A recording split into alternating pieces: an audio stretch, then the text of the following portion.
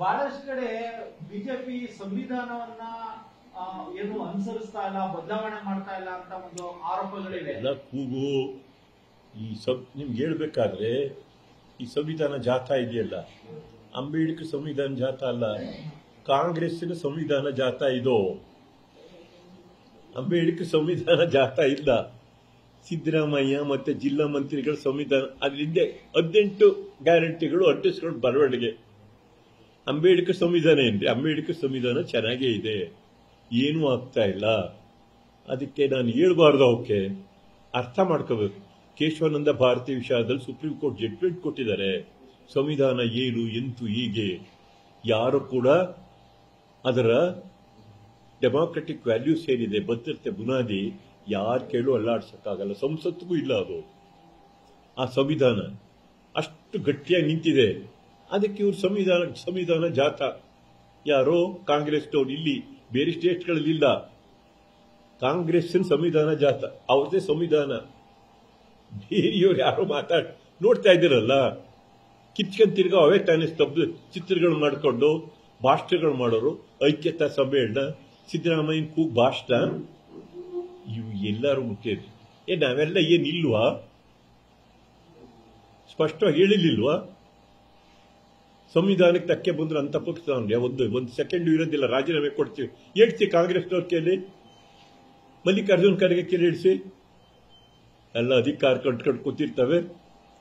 ಮಲ್ಲಿಕಾರ್ಜುನ್ ಖರ್ಗೆ ಇವತ್ತು ಕೇಳ್ತೇನೆ, ಮೊನ್ನೆ ಬಂದು ಭಾಷಣ ಮಾಡೋರು ಸಂವಿಧಾನದ ಬಗ್ಗೆ.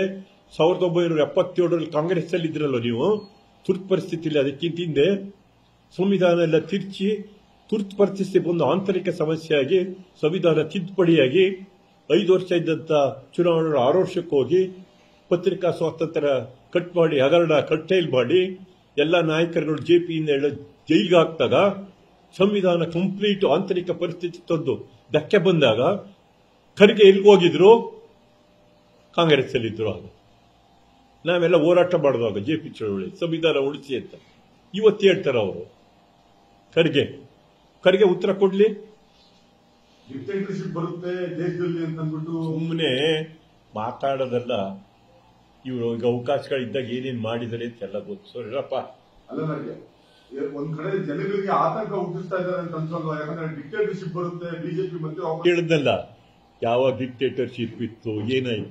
ಸೊಲ್ಲೆ ಇಲ್ವಲ್ರಿ, ಅಡಗೋಗಿತ್ತಲ್ಲ ನಿಮಗೆ, ಮಾತಿಲ್ಲ, ಅಲ್ಲೇ ಸಪೋರ್ಟ್ ಕೊಡು. ಡಿಕ್ಟೇಟರ್ಶಿಪ್ ಇದ್ದು ಸಂವಿಧಾನ ಎಲ್ಲ ಒಟ್ಟೋಗಿದಾಗ ಅಂತ ಎಲ್ಲಿ ಹೋಗಿಲ್ಲಪ್ಪ ನೀವು? ಹೋರಾಟ ಮಾಡಿದವ್ರು ಯಾರು? ಇದೇ ವಾಜಪೇಯಿ ಅವರಲ್ಲ ಎಲ್ಲ. ಮೋದಿನೇ ಸರ್ವಾಧಿಕಾರಿ ಅಂತ. ಏನ್ ಮಾತಾಡ್ತಾರಪ್ಪ, ಕಾರಣ ಇದೆ. ಸರ್ವಾಧಿಕಾರಿ ಮೋದಿ, ಚುನಾವಣೆ ಓಟ್ ಬರೋಗೋ ಸರ್ವಾಧಿಕಾರಿ ಮೋದಿ. ಹೇಳಪ್ಪ, ಕೂಗ್ಸಿ ಎಲ್ಲರೂ ಹೇಳಿ. ಯಾಕಪ್ಪ ಅಂತಲ್ಲ, ಎಲ್ಲ ಚುನಾವಣಾ ಸ್ಟಂಟ್ರಿ. ಆ ಮುರ್ಕುಲ್ ಕುರ್ಚಿ ಅಧ್ಯಕ್ಷರಾಗಿ ನೀನ್ ಕೂಗ್ತಾನೆ.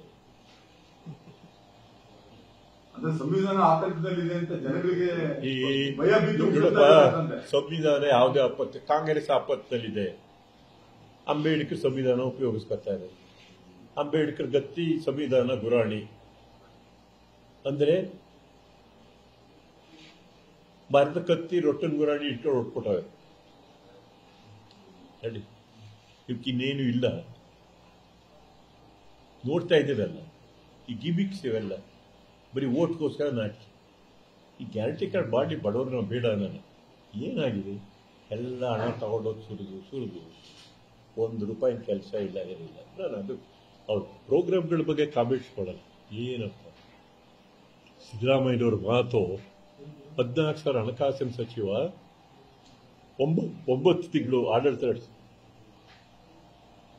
ಕರ್ನಾಟಕದಲ್ಲಿ ಎಷ್ಟೋ ಕೋಟಿ ಜನರು ಬಡತನ ರೇಖೆಯಿಂದ ಮೇಗ್ ಬಂದ್ಬಿಟ್ಟವ್ರೆ. ಏನ್ ಮ್ಯಾಜಿಕ್ ಮಾಡ್ಬಿಟ್ಟವ್ರೆ. 9 ತಿಂಗಳಲ್ಲಿ ಬಿಲೋ ದಿ ಪಾವರ್ಟಿ ಲೈನ್ ಅವ್ರನ್ನ ಎಬೌವ್ ದಿ ಪಾವರ್ಟಿ ಲೈನ್ ಮಾಡಕ್ ಸಾಧ್ಯನೇನಪ್ಪ? ಮಂತ್ರ ಹಾಕಬೇಕು. ಯಾವ್ದೋ ಅಕ್ಕಿ ಕೊಟ್ಬಿಟ್ಟು ಏನ್ ಮಾತಾಡ್ತಾರೆ ಮನುಷ್ಯ? ಅರ್ಥನೇ ಆಗಲ್ಲ ನನಗೆ. ಸಬ್ಸ್ಕ್ರೈಬ್ ಮಾಡಿ ಹೊಸ ಸುದ್ದಿಗಳ ನೋಟಿಫಿಕೇಶನ್ಗಾಗಿ ಬೆಲ್ ಐಕಾನ್ ಕ್ಲಿಕ್ ಮಾಡಿ. ಲೇಟೆಸ್ಟ್ ಅಪ್ಡೇಟ್ಸ್ಗಾಗಿ www.vistaranews.com ವೆಬ್ಸೈಟ್ಗೆ ವಿಸಿಟ್ ಮಾಡಿ. ಅಂಗೈಯಲ್ಲೇ ಜಗತ್ತಿನ ಸುದ್ದಿ ತಿಳಿಯಲು ವಿಸ್ತಾರ ನ್ಯೂಸ್ ಕನ್ನಡ ಆಪ್ ಡೌನ್ಲೋಡ್ ಮಾಡಿ.